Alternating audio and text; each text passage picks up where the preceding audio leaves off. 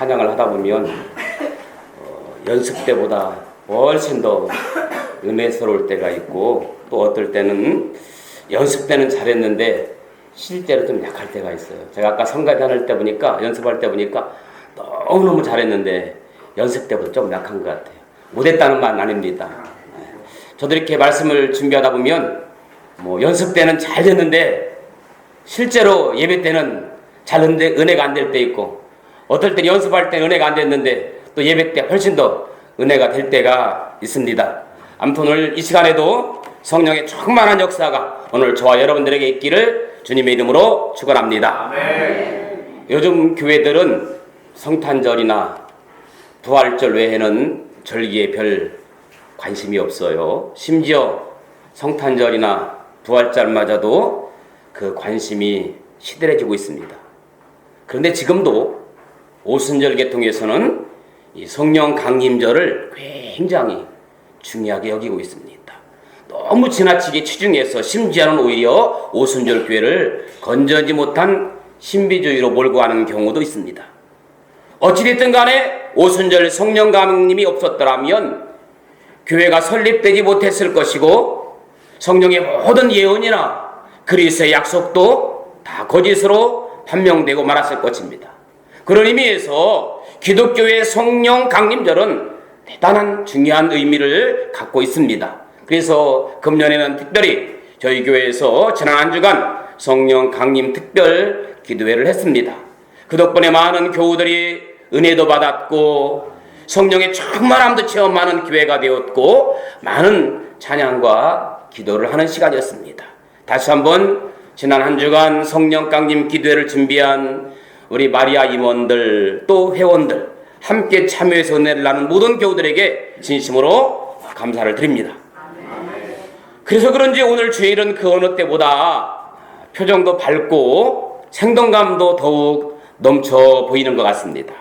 오늘도 참 좋은 날, 성령 강림주일, 특별히 주님 앞에 나와 예배하는 사랑하는 귀한 교우 여러분들에게 오늘도 주님의 크신 은혜와 은총과 축복이 함께하기를 소망합니다. 우리 한번 옆 사람하고 인사하십시다. 같이 예배드려 반갑습니다. 옆 사람하고 뒤에 분하고 우리 인사 한번 나누고 말씀을 듣도록 하겠습니다. 유명한 마더 테레사 수녀는 항상 이런 말을 즐겨 했답니다. I am nothing. 저는 아무것도 아닙니다. I am nothing. 저는 아무것도 아닙니다. 심지어 마더 테레사 수녀가 1979년에 노벨 평화상을 수상할 때 그런 똑같은 말을 했습니다. 저는 아무것도 아닙니다. 그러면서 하는 말이, 내가 마음을 비우니까 모든 사람에게 언제나 미소 띤 얼굴로 다가설 수 있다. 그런 고백을 합니다. 물론 테레사 수녀도 사람인데 도저히 웃을 수 없는 사람, 주위에 나를 열받게 하는 사람이 없었겠습니까? 있었겠죠. 그러나 그때마다 테레사는 하나님 앞에 이렇게 기도했답니다. 하나님, 웃을 수 있는 마음의 여유를 주세요. 하나님, 웃을 수 있는 마음의 여유를 주세요. 주여, 나를 도우셔서 나를 열받게 하는 사람들 앞에서도 제가 미소를 띠게 하여 주옵소서. 저는 주님 앞에 아무것도 아닙니다. 이렇게 간절히 기도하고 억지로라도 사람들 앞에 웃으면서 다가섰더니 모든 일들이 쉬워지더랍니다. 웃으면 모든 일이 쉬워집니다. 아멘. 그러나 인상 쓰면 그때부터 꼬이기 시작합니다. 웃으면서 쉽게 사시겠습니까? 아니면 인상 쓰며 어렵게 사시겠습니까? 웃으면서 살면 쉽고 인상 쓰며 살면 꼬인다. 다 같이 한번 시작. 그 말도 좀 웃으면서 했으면 좋겠어요. 웃으면서 살면 쉽고 인상 쓰면서 살면 꼬인다.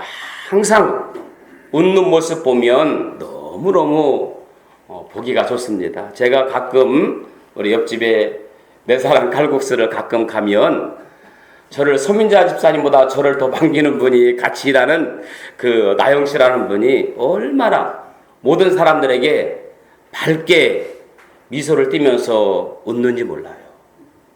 믿지 않는 사람들도 이렇게 항상 누구를 만나든지 밝게 웃으면서 사는데 우리 예수 믿는 사람이 인상 쓰면서 예수 믿으면 되겠습니까? 그렇죠? 그런 분 먼저 빨리 전도하셔야 되겠어요. 우리 서민자 집사님 사명입니다. 네. 아멘. 이 마더 테레사 수녀가 조수를 뽑을 때 언제나 면접할 때 3가지를 봤다 합니다. 혹시 아시는 분 계십니까? 감사해 몰라서. 조수를 뽑을 때 첫째, 잘 웃는 사람. 얼만큼 잘 웃느냐. 얼마나 예쁘게 아름답게 잘 웃느냐. 가식이 아니라 진실로 웃느냐. 웃는 사람을 첫 번째 조건으로 조수를 뽑을 때 선택했답니다. 2번째, 얼마나 잘 먹는가. 음식을 얼마나 맛있게 잘 먹는가 이걸 봤대요. 3번째는 뭘 것 같아요? 할렐루야. 어디서나 잠을 얼마나 잘 자는가 이 3가지를 선택해주는 꽂았답니다. 잘 웃고 잘 먹고 잘 자는 사람이 최고예요. 아멘. 여러분 어울려도 이런 사람하고 어울려야 돼요. 맨날 5만 가지 인상이나 쓰고 맨날 돈 없다고 징징대고 밥 먹을 때마다 젓가락으로 깔짝깔짝대고 이거 못 먹고 저거 못 먹고 낯선 데서는 잠도 잘 못 자는 사람 맨날 낯가름이나 하고 여행 가면 온돌방에서 못 잔다고 나는 침대 달라고 고집하고 벽에 높아서 못 잔다 이런 사람과 함께하면 피곤합니다. 그래서 그 사람을 알려면 함께 여행을 다녀보면 안다 그랬습니다. 함께 여행 다녀와서 더 친해진 사람도 있지만 금이 간 사람도 많아요. 그래서 여행도 어떤 사람끼리 가야 돼? 마음에 맞는 사람끼리 가야 돼요. 여행 가서 깨진 사람 참 많더라고요.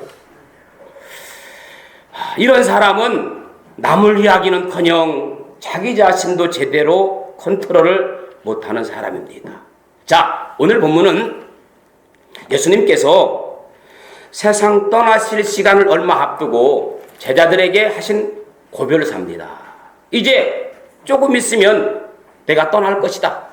너희들이 알고 있었던 것처럼 조금 있으면 내가 떠날 텐데 내가 떠난다고 해서 마음에 근심하거나 상처를 갖지 말고 위로와 용기를 주는 내용입니다. 내가 떠날더라도 내가 그냥 떠나는 것이 아니라 내가 너에게 성령의 보혜사를 줄 테니까 너희들 함께 기뻐하면서 내가 다시 올 때까지 기다리라. 오늘 그런 내용이에요. 나는 떠나지만 내가 영원히 떠나는 것이 아니라 나중에 다시 재림지로 올 것이다. 그러니 너희들 내가 없다고 근심할 것도 슬퍼할 것도 없다. 그 대신 내가 없는 동안 내가 보혜사 성령을 보내주겠다고 약속과 그 보혜사가 오셔서 할 일들에 대한 이야기를 하는 내용이 오늘 본문이에요. 자, 성령 강림은 기독교 역사에 있어서 매우 중요한 사건입니다. 왜냐하면 성령 강림의 역사로 이 땅에 교회가 시작되었거든요. 아울러 성령이 임함으로 제자들이 변화가 되었고 제자들이 변화되니까 목숨 걸고 복음 전하고 사역을 감당한 이 일이 성령 강림에서 시작되어졌기 때문에 기독교에서 성령 강림은 정말 중요한 겁니다. 성령 강림의 가장 큰 목적 2가지가 있어요. 하나는 예수 그리스도를 증거하기 위해서 강림한 겁니다. 오늘 요한복음 15장 26절에 예수님께서 이렇게 말씀하십니다. 내가 아버지께로서 너희에게 보낼 보혜사 곧 아버지로서 나오시는 진리의 성령이 오실 때에 그가 나를 어떻게 증거하실 것이요 라고 말씀하고 있습니다. 진리의 성령은 은혜를 도우실 보혜사로서 예수 그리스도를 증거하기 위해 오실 것이라 이렇게 예언을 했습니다. 2번째, 보혜사 성령은 교회를 설립하기 위해서 오셨습니다. 오순절 성령의 강림함으로 신약의 교회가 오순절 마가다락 섭에서 설립되었고 출발하게 되었습니다. 교회는 성삼위 하나님의 연합체입니다. 그래서 성경은 말씀하기를 그리스도는 교회의 머리요 교회는 그리스도의 몸이라. 그러므로 교회는 하나님이 거하시는 성전 성령이 강림하시고 교회가 세워졌다. 이렇게 이야기하고 있습니다. 그렇다면 성령이 오셔서 과연 우리에게 무엇을 어떻게 간섭하고 성령의 사람으로 만드실까 몇 가지 함께 생각을 해보려고 합니다. 첫째, 성령이 우리를 책망하시려고 오셨답니다. 무엇 하려고? 책망하려고. 여러분, 여기서 책망한다는 말은 내 잘못을 낱낱이 찾아내고 꼬집어내고 지적해서 그 책임을 묻거나 벌하시겠다는 말이 아니에요. 내쳐버리겠다는 말은 더욱 아닙니다. 그냥 나를 깨닫게 하여서 고쳐 쓰시겠다 그 말이에요. 할렐루야. 유명한 토레이 박사의 전기에 보면 그는 자주 이런 고백을 했다고 합니다. 제가 이 글을 읽고 너무 은혜가 되었고 도전이 되었고 저 자신이 많은 회개를 했습니다. 이 토레이 박사 전기에 보면 자기 자신을 이런 고백을 합니다. 나는 아침에 일어나서 제일 먼저 이 기도를 한다. 하나님, 오늘 또 나를 성령 충만하게 도와주옵소서. 하나님, 오늘 또 나를 성령 충만하게 도와주세요. 성령 충만 없이 하루 길을 걷는 것이 두렵습니다. 이렇게 고백을 했답니다. 그리고 그는 종종 이런 말을 했다고 합니다. 성령 충만하다고 느껴지지 않을 때 나는 말을 조심한다. 성령 충만하다고 느껴지지 아니할 때 나는 말을 조심한다. 왜냐? 성령 충만하지 않을 때 내가 하는 말은 종종 실수일 수 있고 실언일 수 있고 이웃들에게 상처를 입힐 수 있기 때문이다. 저는 이 부분이 너무 은혜가 돼요. 이 부분이 너무 은혜가 되고 도전이 되어서 다시 한번 읽어드릴게요. 나는 성령 충만하다고 느끼지 않을 때 나는 말을 조심한다. 왜냐?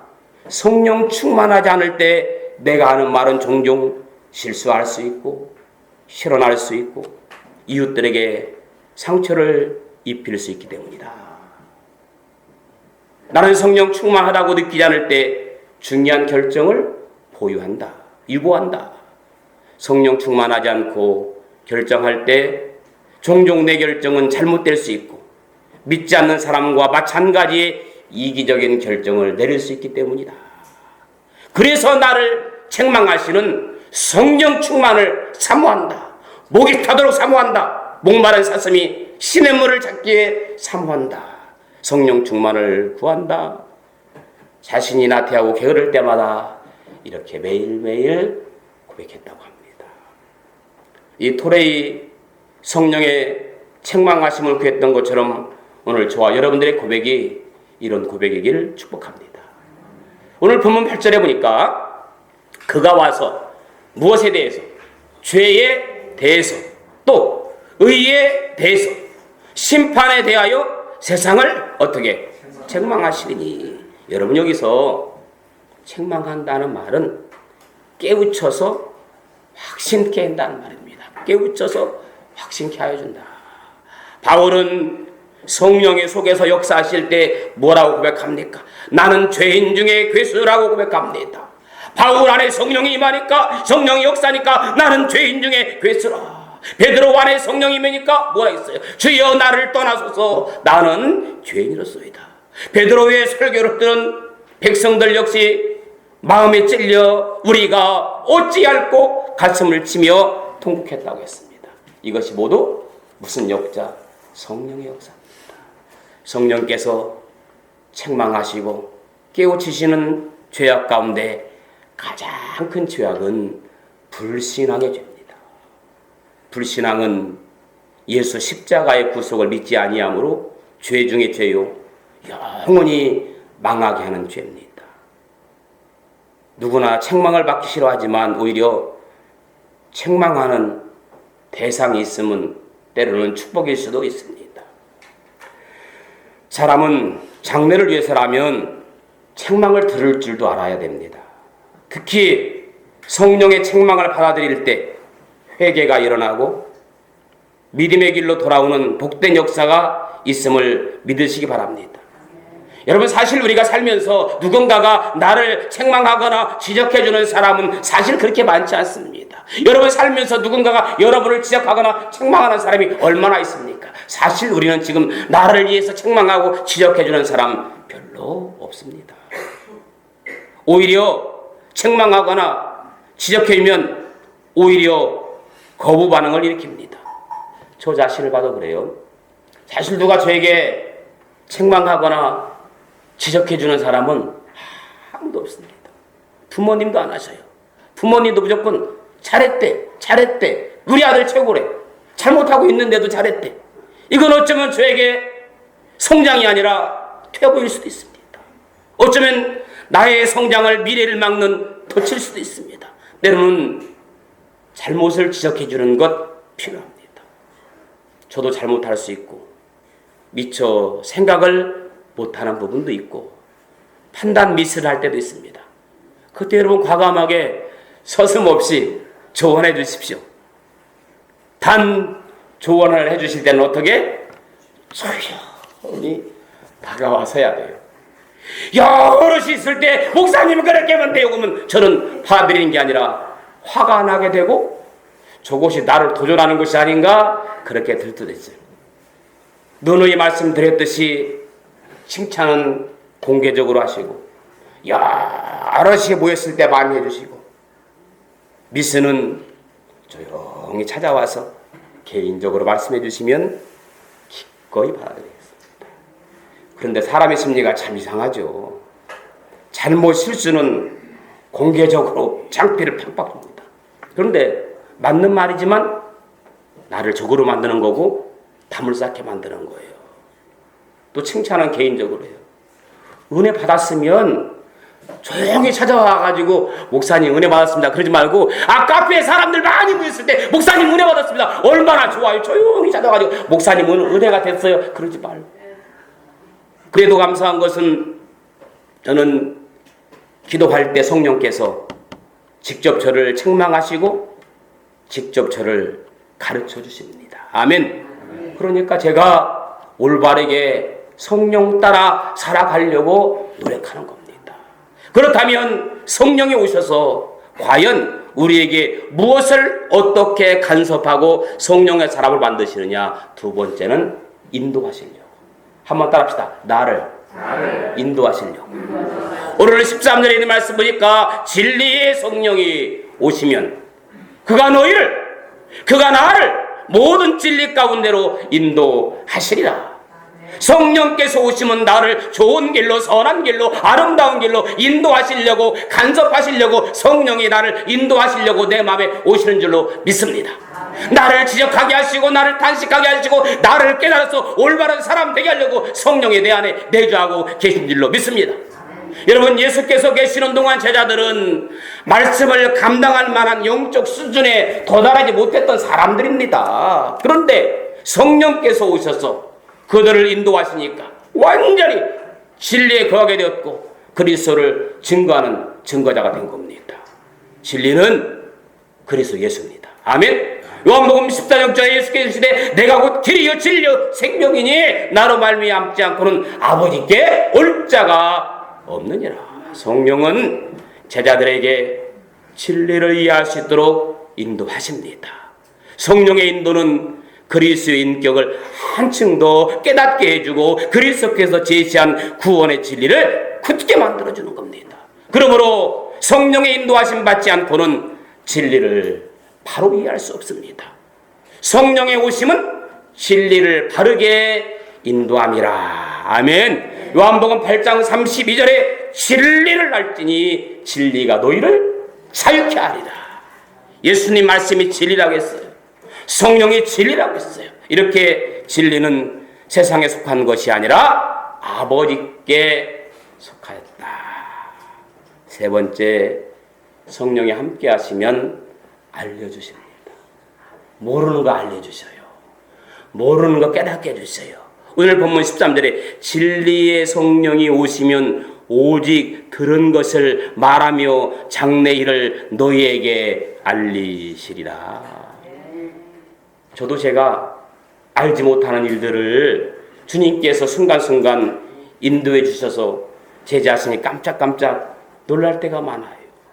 내가 날 봐도 정말 모순덩어리 같은데, 내가 날 봐도 실수도 많고 허점도 많은데, 그런데도 성령께서 순간순간 인도해 주시니까 사람들이 날 인정해주고 쓰임받게 하고 사랑받게 하시니 얼마나 감사합니까? 성령께서 알려주시면 모든 것이 가능한 줄로 믿습니다. 아멘. 저는 성령께서 알려주시지 않으면 아무것도 할 수 없는 사람이에요. 여러분들도 마찬가지예요. 성령은 우리를 알지 못하는 것을 알려준다고 했습니다. 지혜가 부족하다고 느끼십니까? 기도하십시오. 주님, 저는 알지 못합니다. 알려주세요. 깨닫게 해주세요. 그러면 성령께서 알려주시고 깨닫게 해주시고 지혜를 주실 줄로 믿습니다. 모르는 건 물어야죠. 누구에게? 성령께 물어보십시오. 제자들이 그리스도의 승리를 믿게 되는 것은 이성이나 감각에 근거한 것이 아니라 성령께서 가르쳐주는 거예요. 성령께서 가르쳐준 것은요, 부작용도 없어요.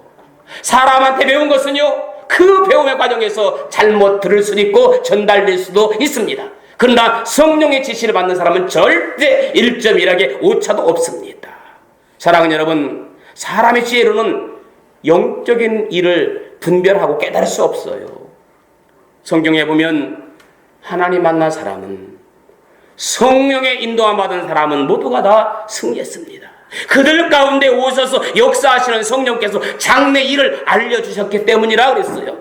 여러분, 만약에 내가 살면서 이 길을 만났을 때 나에게 격려와 위로를 주어서 다시 나를 시작하게 만들어줄 사람이 있다면 나는 평생에 그를 잊을 수가 없을 것입니다. 그렇다면 나의 삶에 새로운 시작이 있게 하시고 하나님을 알게 해주시고 나를 날마다 갱신시켜 주시는 분이 있다면 어떻게 잊을 수 있겠습니까?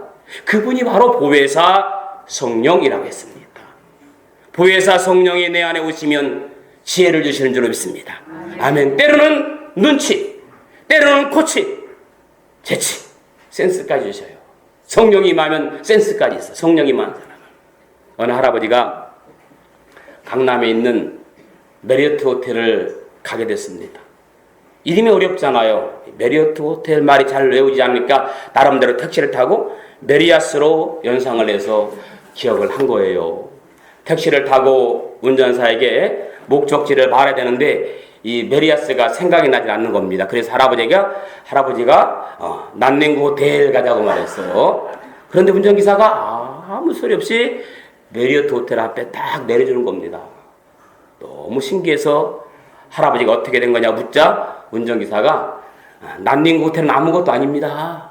어제는 어떤 할머니가 전설의 고향을 가자고 해서 제가 예술의 전당을 모셔드렸습니다. 이렇게 얘기들 합니다. 여러분, 하나님이 나에게 보혜사 성령을 주신 이유가 있습니다. 그것은 내가 세상에서 신앙인으로 승리하기 위함도 있고 복음 증거하기 위함도 있고 전도하기 위함도 있지만 때로는 눈치도 고치도 재치도 센스까지 주셔서 지혜롭게 대처하기 위함도 있는 줄로 믿습니다. 예수 믿는 사람 여러분 좀 지혜도 있어야 되고 센스도 있어야 돼요. 예수 믿는 사람 낄 때 안 낄 때 구분 못하면 안 돼요. 주님께서 성령 주시면 이런 지혜도 주십니다. 여러분, 성령의 사람은 토요일 밤을 샜어도 주일은 길을 쓰고 나와요. 피곤하다고 주일날 교회를 못 나옵니까? 그건 믿음 없음으로 결론을 내립니다. 행복한 일은 피곤한 줄 몰라요. 날 새가면서도 그냥 일하는 겁니다. 그 기도회 시간에 우리 김혜진 집사님이 이번 주간 8일 동안 교회를 매일 나왔다고 그러더라고요. 낮에는 일하고 저녁에는 기도회고 토요일날 식사당번에 청소회 오늘은 대표 기도까지. 근데 얼굴은 쌩쌩하잖아. 왜? 성령의 충만함이 있기 때문이래. 성령의 충만함이 있으면 훨씬 더 아름다운 귀한 성령의 충만함으로 기쁨을 주실 줄로 믿습니다. 말씀을 정리합니다. 우리들이 세상을 살아가는 동안 모든 것을 합력하여 선을 이루기 위해서는 반드시 성령의 충만함이 필요합니다. 모름지기 성령의 오심을 간절히 구하시기 바랍니다. 성령이 오셔서 불신앙을 책망할 때 즉시 회개하시기 바랍니다. 진리로 인도함 받아 구원에 이르시기 바랍니다.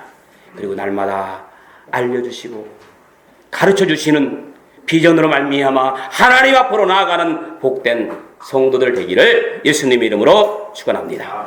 오늘 말씀을 생각하면서 같이 한번 간절히 기도하기 원합니다. 아버지, 이 시간 보혜사 성령님께서 내 안에 오시고 내 안에 거주하셔서 성령 인도함 따라 살게 하여 주옵소서. 세상 따라 살지 않게 도와주시고 성령 따라가는 지혜를 허락하여 주시고 아버지 지혜의 영, 성령의 영이 내 안에 있게 하여 주옵소서. 말씀을 생각합니다만 같이 묵상하는 시간을 갖도록 하겠습니다. 좋으신 아버지 하나님, 은혜를 감사합니다. 세상 사람이 아니라 성령의 사람 되게 하시고 성령의 은혜를 간구하게 하시고 성령 따라 승리할 수 있도록 역사하여 주옵소서. 성령이 오심으로 말미암아 내 안에 아버지 하나님이여 인도함 받고 알려주시고 책망하시는 그 성령의 은혜를 살아갈 수 있도록 도와주옵소서. 살아서 역사하시는 좋으신 아버지 하나님, 이 시간 성령의 은혜가 있게 하시고 성령의 가르쳐주심의 은혜가 있게 하여 주옵소서. 진리의 성령이 내 안에 오시게 하시고 그 성령을 증거하는 사람 되게 하여 주옵소서. 예수님의 이름으로 기도합니다. 아멘. 찬송가 151장